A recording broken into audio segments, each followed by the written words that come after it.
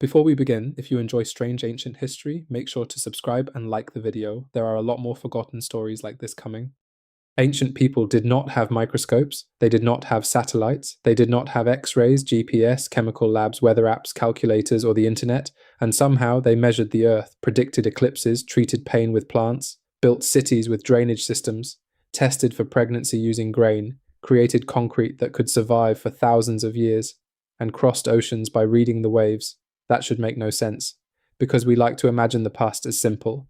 A world of superstition, guesswork, and people staring at the sky, hoping something made sense. But the truth is stranger.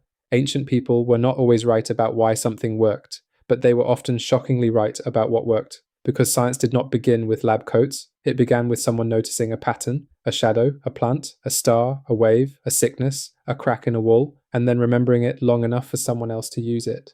So let's start with the man who measured the planet with a stick. More than 2,000 years ago, a Greek scholar named Eratosthenes heard something strange about the Egyptian city of Syene. At noon on the summer solstice, sunlight reached the bottom of deep wells, almost no shadow. But in Alexandria, farther north, the same noon sun did cast a shadow. Most people would have ignored that. Eratosthenes saw the shape of the earth. He realized that if Earth was round, then sunlight could hit one city almost straight down and another city at an angle. So he measured the shadow, estimated the distance between the cities, and used geometry to calculate the size of the entire planet. That is ridiculous. This man basically turned a stick into a planet measuring device. No satellite, no spaceship, no global map, no photograph of Earth from orbit, just sunlight, distance, and math. And depending on the exact ancient unit he used, his answer was impressively close. But the number is not the most important part. The method is.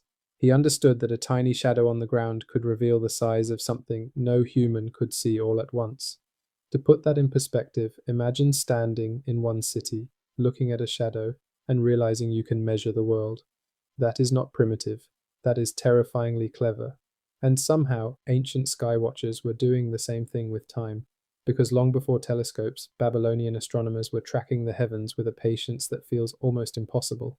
They watched the moon, the planets, the stars, eclipses, night after night, year after year, generation after generation, and they wrote it down on clay tablets. Eventually, they noticed something powerful. The sky repeats itself, not perfectly, not simply, but enough that patterns could be tracked. They became very good at predicting eclipse possibilities and tracking planetary movements. They did not know gravity like Newton. They did not have telescopes. They did not have space probes, but they had something modern people seriously underestimate: data. A terrifying amount of data. To put that in perspective, imagine trying to build a weather app by staring at the sky every night for hundreds of years.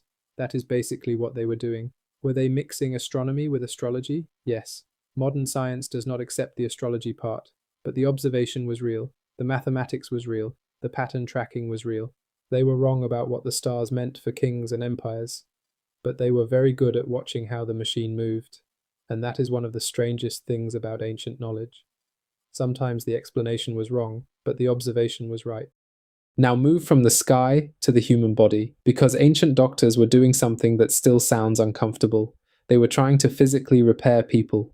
In ancient India, medical traditions linked to the Sushruta Samhita describe surgical tools, wounds, fractures, and procedures involving the eyes and nose.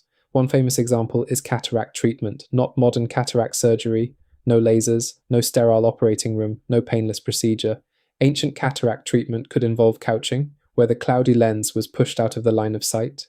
By modern standards, this was risky, very risky. But for someone going blind in the ancient world, even a dangerous chance at restored sight mattered. And the bigger idea is what makes this strange.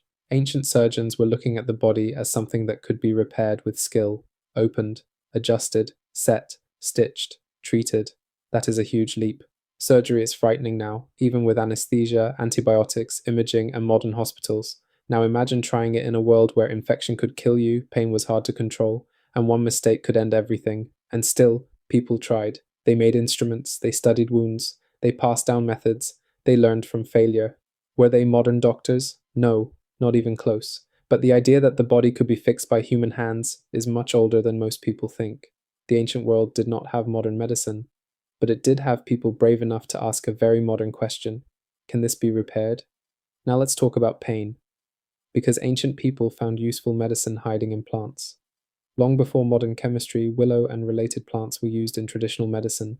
They did not know about salicylic acid, they did not know molecular structures, they did not know how inflammation works, but they noticed something.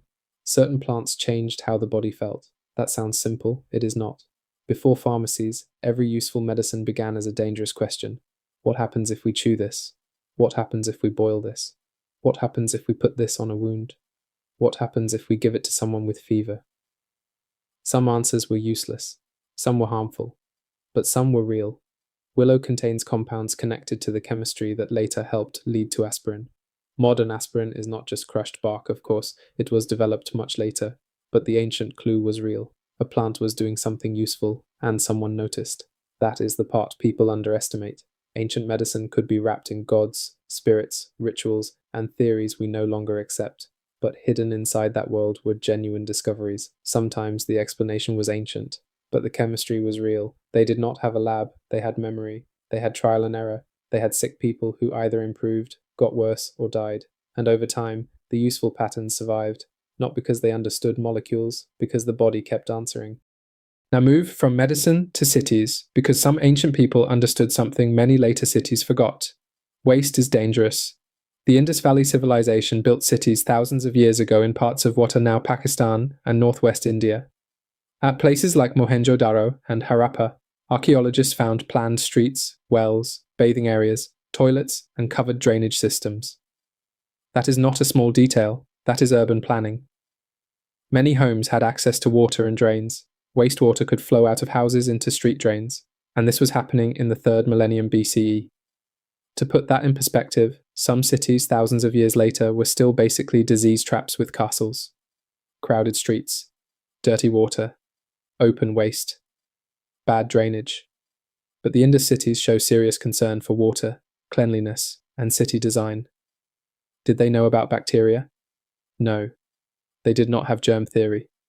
They did not know invisible organisms could spread disease, but they clearly understood that water and waste had to be managed. They knew cleanliness mattered, even if they did not know the invisible reason. And here's the weird part. This was not just palace luxury. Drainage appears across ordinary urban areas too. That means the system was built into daily life. Not just temples, not just rulers, not just monuments. Drains. Because a city is not advanced just because it has big walls. A city is advanced when it understands that ordinary life needs engineering. The pipes are newer now. The problem is ancient. But ancient people were not just noticing patterns in the sky, the body, and the city. Sometimes they were creating tests, and one of the strangest examples comes from ancient Egypt. Thousands of years ago, Egyptian medical texts described a pregnancy test using grain. A woman would urinate on bags of barley and wheat. If the grain sprouted, it was taken as a sign that she might be pregnant. And if one grain grew before the other, some versions claimed it could predict whether the child would be male or female. Now that second part was not reliable. Ancient people loved adding meaning where the evidence did not really support it, but the basic idea is what makes this so strange.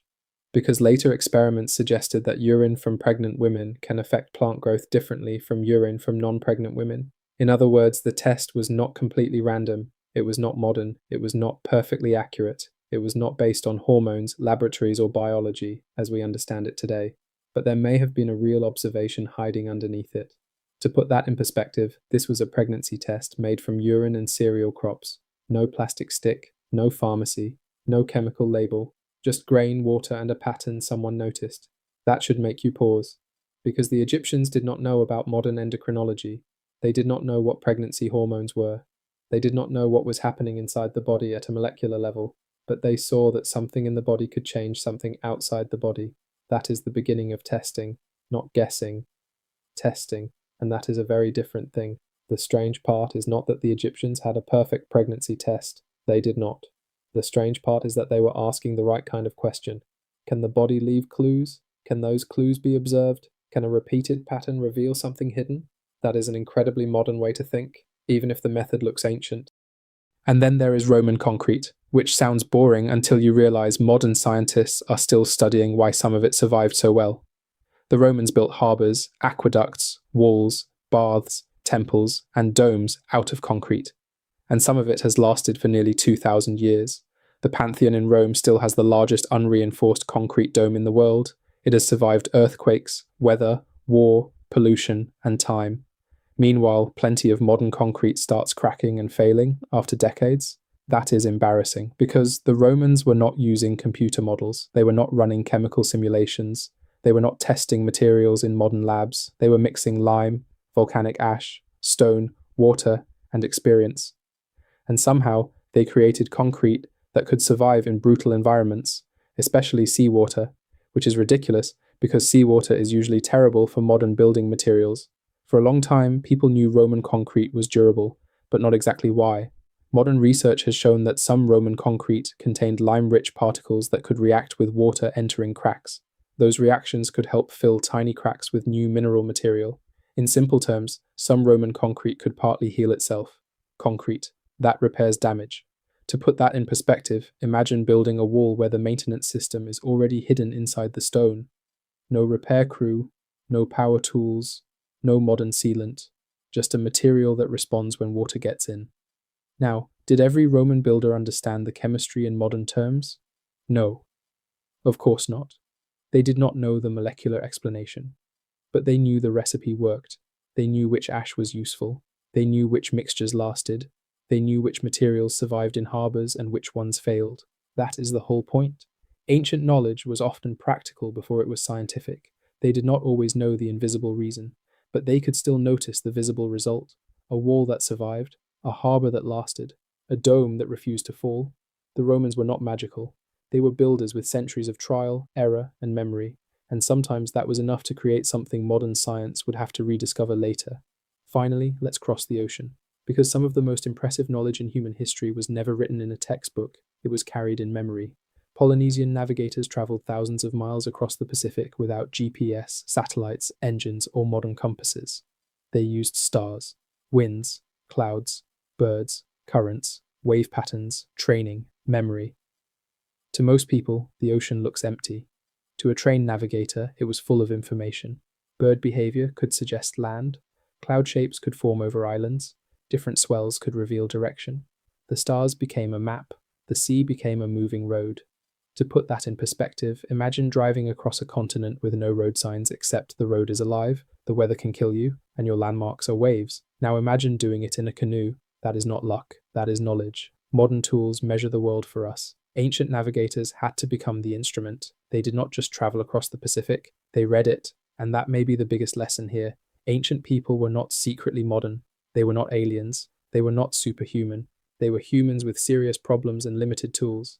Pain, hunger, distance, disease, darkness, weather, time, waste, survival. And because survival depended on noticing things, they became very good at paying attention. Sometimes they were wrong, sometimes they guessed badly, sometimes their explanations were wrapped in myth, but sometimes they found something real, a shadow that measured Earth, a sky cycle that predicted eclipses, a plant that reduced pain, a drain that protected a city, a grain test that hinted at pregnancy, a concrete recipe that refused to die, a wave pattern that pointed toward land. So maybe the past was not primitive, maybe it was observant, and maybe progress is not a straight line from stupid to smart. Maybe it is a long chain of people noticing the world carefully, getting some things wrong, getting some things right, and leaving clues for everyone else. Because every time we act like ancient people knew nothing, some old shadow, tablet, plant, drain, grain, stone, or canoe quietly proves us wrong.